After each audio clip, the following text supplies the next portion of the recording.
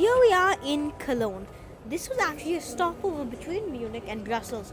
So we had less than an hour stopover, and during that time, I figured out that the Cologne Dome, the tallest two-spired church in the world, was right next to the train station of Cologne. So we had less than an hour, and on a cold morning, very cold morning, we got out and we saw Cologne Dome. Hello. Cologne Dome took more than 100 years, I think 2 centuries, more than 2 centuries to complete. It was only fully, properly completed during the 1800s and started during the medieval era, the construction of the building. It is a very beautiful, extremely tall Gothic cathedral.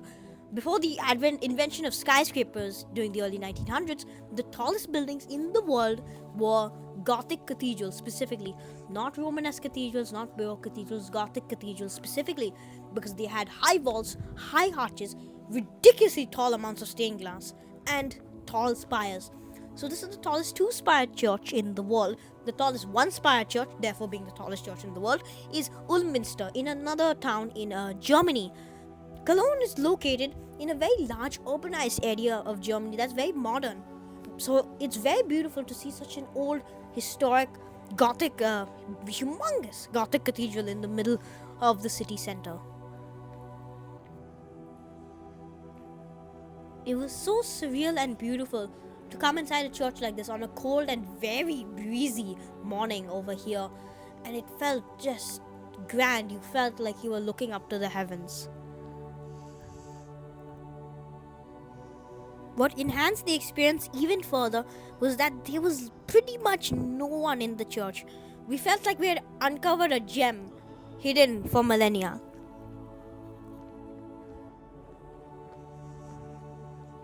Gothic cathedrals like Cologne Dome and Chartres Cathedral were revolutionary because you are able to somehow have the walls made up of so much stained glass yet hold the gigantic roof above.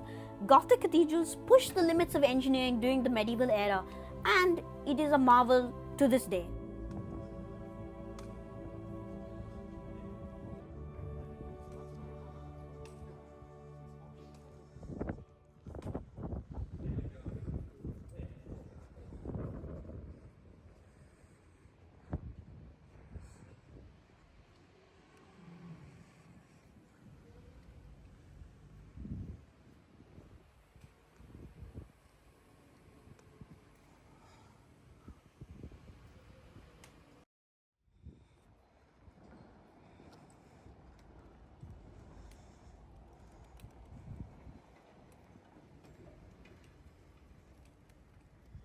When the Cologne Dome was completed during the 1880s, it was the tallest building in the world.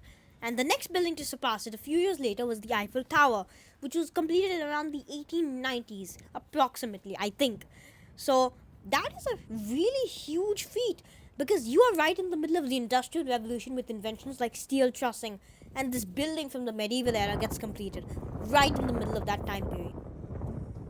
Cologne Dome is truly an engineering marvel, even in today's world.